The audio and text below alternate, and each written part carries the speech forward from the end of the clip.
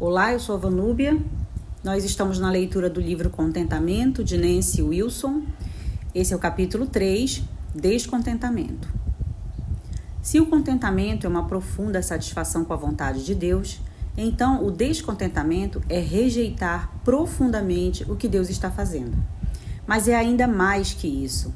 É uma recusa de agradecer a Deus pelo que Ele fez, e pelo que Ele está fazendo.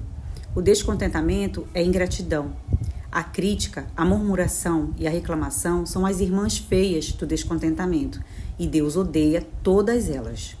Porque os atributos invisíveis de Deus, assim como seu eterno poder, como também a sua própria divindade, claramente se reconhecem desde o princípio do mundo, sendo percebidos por meio das coisas que foram criadas. Tais homens são, por isso, indesculpáveis, porquanto, tendo conhecimento de Deus, não o glorificaram como Deus, nem lhe deram graças, antes se tornaram nulos em seus próprios raciocínios, obscurecendo-se-lhes o coração insensato. Romanos 1, de 20 a 21. ênfase minha aqui e daqui em diante. Paulo nos diz para, entre aspas, fazermos tudo sem murmurações nem contendas, em Filipenses 2,14. E para, entre aspas, sermos agradecidas, Colossenses 3,15. Essa deve ser a conduta básica, habitual do cristão, estando contente e satisfeito. Mas o descontentamento é uma atitude orgulhosa do coração. Apesar de ser um pecado autônomo, também é uma placa de Petri, servindo ao desenvolvimento de muitos outros pecados. Uma vez que o coração está descontente, ele se torna terreno fértil para muitos outros pecados. Na verdade, é difícil pensar em um pecado que não brote do solo do descontentamento. Uma vez que o descontentamento cria raízes, outros pecados da carne passam a ser inevitáveis.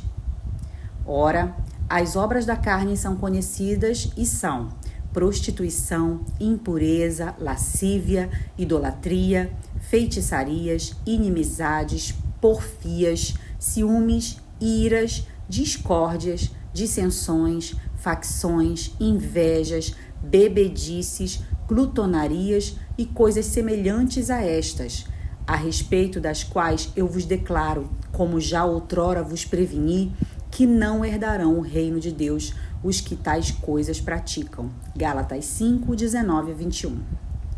O descontentamento pode ser camuflado por certo tempo. Pode não ser óbvio que você odeia o seu trabalho. Você pode ser capaz de ocultar uma atitude nociva por algum tempo. Mas a menos que essa atitude seja tratada, eu garanto que ela algum dia ficará evidente. A princípio, sua postura pode surgir em uma reclamação ou em um murmúrio. Depois ela pode se transformar em autopiedade e angústia. Ambas só alimentarão o descontentamento original e o manterão em desenvolvimento. E se não forem controladas, o descontentamento finalmente sairá à luz do dia por meio de algum outro pecado da carne que não pode ser ocultado.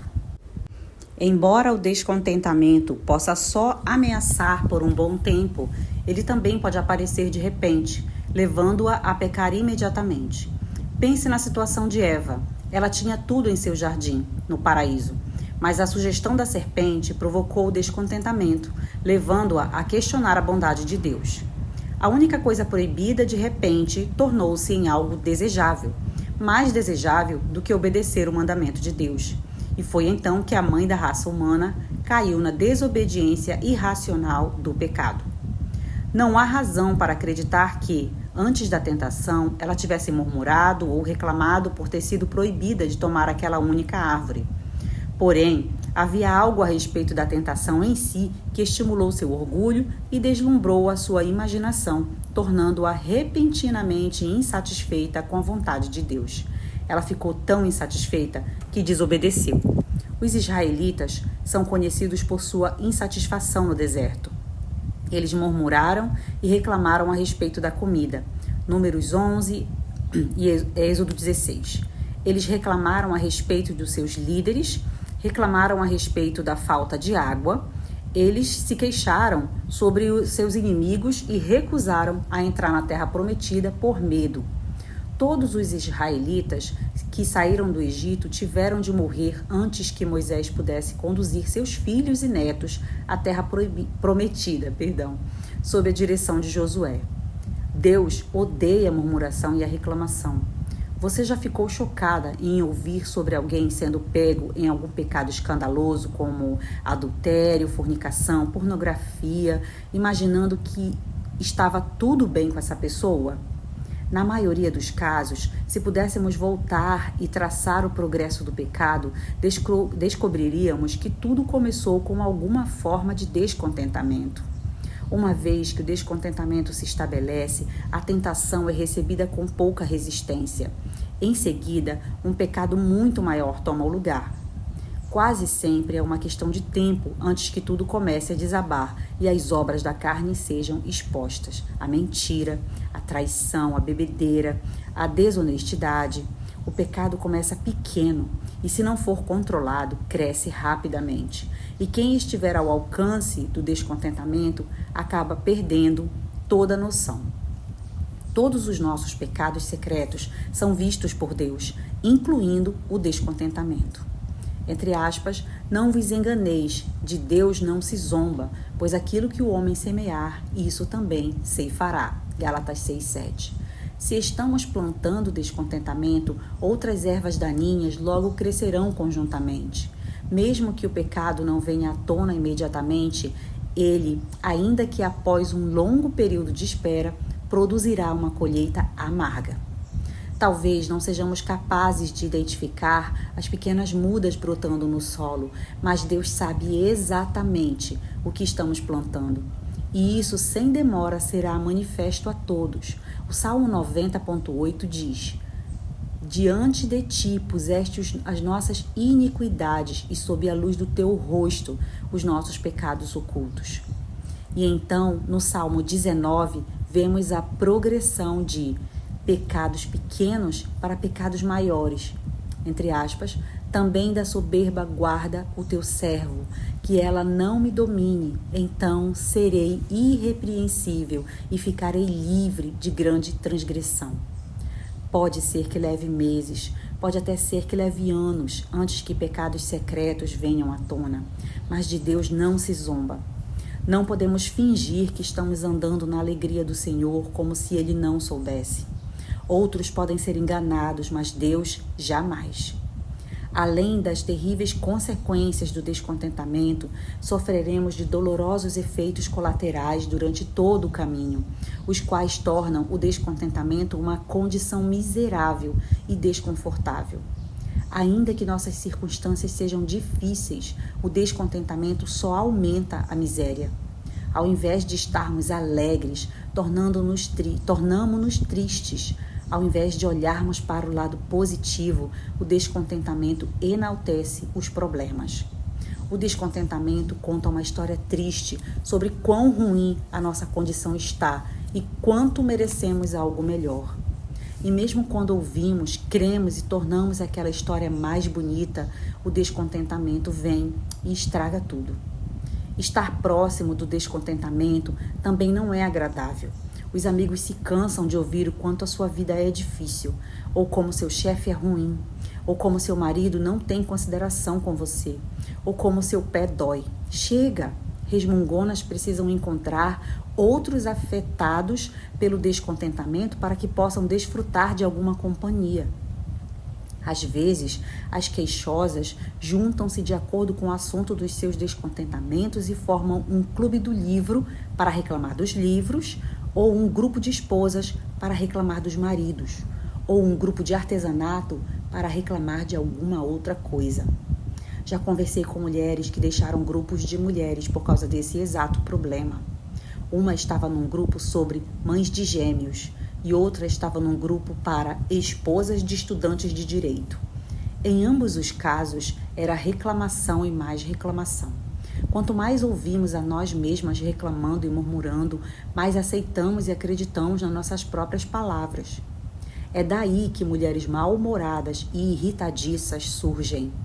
Quando jovens, elas reclamavam sobre algo e agora que estão velhas, esse reclamar tornou-se um estilo de vida. A acidez impregna a atmosfera. Elas dão a si mesmas uma carta branca para falar o que der na telha, a qualquer um, apontando tudo o que há de errado no mundo. Essa é a idosa que se pergunta por que ninguém quer visitá-la. O descontentamento junta-se em torno de duas áreas gerais. 2 pontos: coisas que temos e coisas que não temos. Ficamos descontentes com aquilo que temos, recusando a gratidão. E isso alimenta um desejo de coisas que não temos, que é cobiçar o que não é nosso. Bom, e isso é basicamente tudo. Sejamos honestas, o descontentamento é feio e torna tudo feio. Ele nunca faz com que você se sinta melhor. Ele nunca torna a situação melhor e nunca edifica os seus ouvintes. Ele se recusa a ser agradecido, ele critica as falhas e, pior de tudo, ele é um pecado grave contra um Deus santo. Mais que isso, ele conduz a outros pecados, pequenos e grandes, e é um desperdício do nosso precioso tempo que temos. Como podemos identificar o descontentamento? Peça a Deus que lhe mostre se você tem alguma área de descontentamento em sua vida. Faça uma lista básica para controle. Você está contente em seus relacionamentos com a sua família e com os seus amigos? E em relação às finanças? E sua saúde e aparência? Seu guarda-roupa, sua casa, seu casamento? Você está se comparando com as outras pessoas e sentindo inveja? Você fica triste quando outros prosperam? Você vê as falhas dos outros e sente pena de si mesma? Você fica inquieta por coisas novas ou circunstâncias novas? Você reclama do clima? Esses alvos são fáceis de identificar. Confesse cada área de descontentamento a Deus. Depois, agradeça por aquilo que Ele tem feito em sua vida, em cada uma dessas áreas. Submeta-se à vontade e aos propósitos de Deus e seja agradecida. Esse é o caminho para mandar embora o descontentamento. É assim que aprendemos e colocamos em prática. Jeremiah Bronx coloca desta forma: embaixo, vá para baixo, ó alma. Fique lá embaixo, mantenha-se lá embaixo, mantenha-se debaixo dos pés de Deus. Você está debaixo dos pés de Deus e permaneça debaixo dos pés de Deus. Mantenha-se debaixo da autoridade de Deus, da majestade de Deus, da soberania de Deus, do poder que Deus tem sobre você. Manter-se embaixo é submeter-se. Largar o descontentamento é o começo. O próximo passo é encontrar contentamento. Somente deixar o pecado nunca é suficiente, mas é como tirar as ervas daninhas do jardim, a fim de deixá-lo pronto para a lavoura. Às vezes você tem que arar todo o solo antes que possa começar do zero a plantar uma nova safra. É isso que devemos fazer se queremos aprender a nos contentar. Plantar uma nova safra de gratidão e de satisfação. Continuamos no próximo capítulo.